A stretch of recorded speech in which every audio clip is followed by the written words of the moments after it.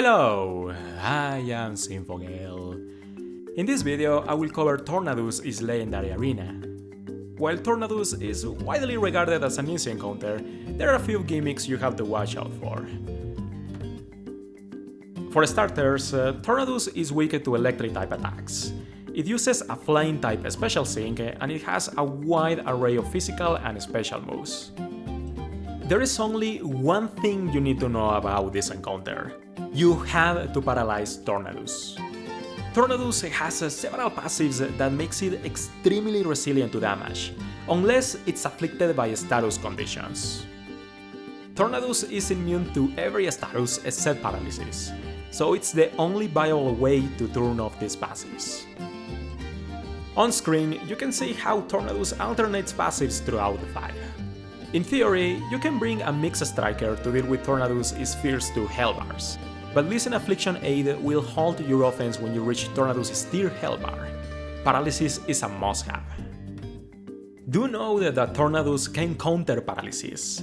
Its self-cleanse passive has a chance to clear paralysis every time it attacks, forcing you to reapply the status. Tornadus is mildly vulnerable to interferences, but he becomes immune to them rather quickly, so it's not a focus for this fight. Early on in the fight, Tornadus can use Toxic or Rain Dance. It uses either move only once. If Tornadus is paralyzed, it will use Toxic, and the opposite holds true for Rain Dance.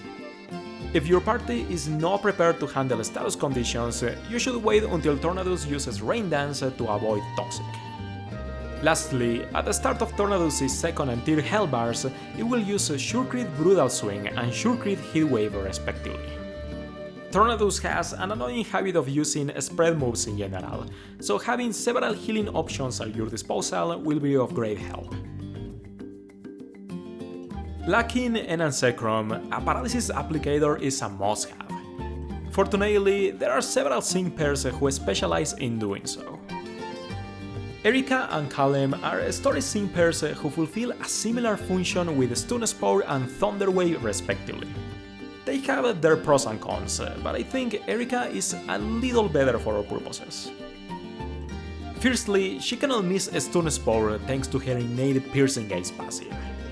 Erika has excellent special bulk and can even tank Tornadus with correct support. Erika's Greed enables her to debuff a special attack with Stun Spore Satisfied Snarl 9, and you will be using Stun Spore a lot throughout this encounter. Energy Ball can also debuff Tornadus' special defense, and you can enhance this chance with Honor Roll 2. Besides Erika, there are a lot of viable paralysis users. The more reliable your paralysis chances, the better. Something that will happen often is that Tornadus will proc self-cleanse right before you launch attacks, which will severely weaken your damage. As a countermeasure, your paralysis applicator should always attempt to land paralysis, even if Tornadus is already paralyzed. Electric-type strikers are a given for this encounter. I recommend the strikers who can apply paralysis themselves, just as a cautionary measure against the self-cleanse. This will ease pressure from your paralysis applicator, so they can focus on other tasks. It's worth noting that Enhancecrom bypass enemy passives with Piercing Blows. He straight up ignores Tornadus' paralysis gimmick and is an incredibly powerful asset for this fight. Solgaleo can do the same to a lesser extent with Sunsteel Strike. As far as tanks are concerned, they preferably should buff both defensive spectrums. Vigilance as a lock skill will also help prevent random critical hits, but there aren't any special passives your tank needs to have. Alright, let's check out a few examples. Here I have a free-to-play Sycamore method. If you don't have Sycamore, I am going to show another method right after this one that only uses sync pairs that are always available. However, Sycamore is extremely abusive. When Hornlich is supported right, Sycamore essentially has infinite recovery and there is barely any enemy in this game that he cannot outlast. So to that end, I am bringing Maylene to give Sycamore some crit support, so he can deal a little better damage, and Maylene herself can restore health with Drain Punch. But there is several ways you can approach this. You can bring some electric-type DPS like How or Pikachu instead to hasten the battle, or perhaps someone better like Elesa or I don't know, N. Just what you got available. But case in point, Sycamore use clicks on Leech. Now, there is one thing that I've been drilling throughout this entire tutorial, and that is that you have to paralyze Tornadus. Tornadus has several damage filters that shoot down when it's afflicted by a status condition, and it happens to be immune to everything except paralysis. So that's why I have Erika. Erika is very reliable at paralyzing targets because she has a stun spell with piercing gaze, so she cannot miss paralysis. And I use Greed Head with some 1-5 tiles, some energy ball tiles, as well as paralysis energy 5, so she can deal some little better damage and aid Sycamore. After Sycamore gives her some regeneration, she should be able to last until the very end of the fight. At which point Sycamore should severely weaken Tornadus, and a final team can pick it off if necessary. So, after buffing up and having your party ready, there is only one thing you need to watch out for, and that is Toxic.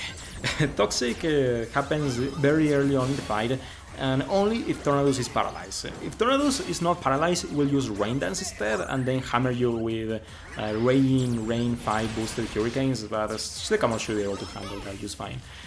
However, Sycamore can clear Toxic with his trainer move, so it's fine. But you're bringing a different party, then you have to watch out for Toxic if you are not prepared to handle status conditions. Otherwise, you should delay paralysis until Tornado uses Rain Dance, so you can avoid the Toxic. With all that said, there is barely anything else to say about this encounter. You just click Stun Spore, Moonblast, Hornleech occasionally, Maylene can Drain Punch to keep herself alive, that's about it.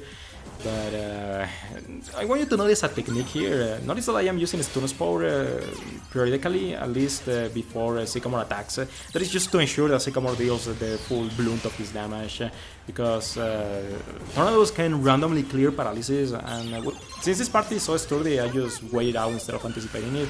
Otherwise though, Sycamore will be able to win the encounter just fine.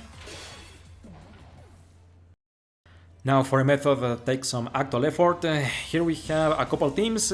First I am bringing Misty, Oak and Torchic, and you can see the grids on the side there.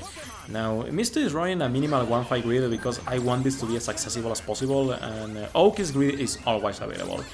However, I am running worse grids than what's actually shown to make up for the fact that I have a lot of ticket potential on my units, so I took off some bulk and we just kind of have to equate it, but you can get the gist of what needs to be done here either way. So Misty makes for a decent tank, at least for a Fierce Bar, because she can top off the party's special defense, and that helps tank Tornadus' Hurricanes, his flying type special sync, and she can also buff evasion, and that is very important because I am kinda depending on evasion to dodge a few attacks. Misty at 1-5 doesn't have a whole ton of recovery, and you kinda want to dodge a few hits here and there, just, you know, to be able to tank for the rest of the party a little bit longer. So if necessary, you kinda want to rig that as a fight. Tornadus opens the battle with a couple of Hurricanes, so you can dodge them, that would be amazing, like I did in this attempt. Misty is also great because she has Healing Hand 2 to counteract Toxic, and I actually prefer seeing that because it's better than dealing with Tornadus' rain boosted attacks. Although Healing Hand 2 procs are random and it may take a little bit for Misty to clear it. It depends on RNG, unfortunately. Now, Oak is running an offensive Thunder Grid with Hostile Marine 1. What that does is that it increases the chances of proccing secondary side effects. And Thunder has an innate 30% chance of proccing Paralysis, enhanced by Hostile Marine 1, it jumps to 60%. So Oak is somewhat reliable at proccing Paralysis, and he can cover that aspect of the fight for us.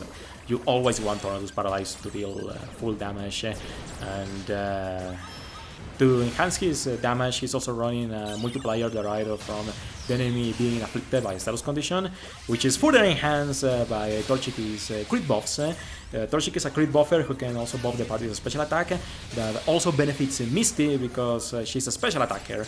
And Torchic itself is a really good gauge battery because it has a high speed stat and you can buff it with flame charge speed buffs, so it will maintain gauge and make sure that Oak can keep spamming Thunder. Now, this party is survivability is a little shaky. It's very likely that you're going to die in the middle of the second hell bar or as you reach the third hell bar. Preferably you want to reach the third hell bar so that you can tank the sure crit heat wave for the next team, because Tornadus will not repeat that action. Otherwise though, the battle is simple. You just want to queue 3 actions per round, have Oak use Thunder first, just to attempt to clear Mental Fortitude, and work from there. The second team is running on similar principles. You got a special defense tank, some electric type DPS, and some crit support.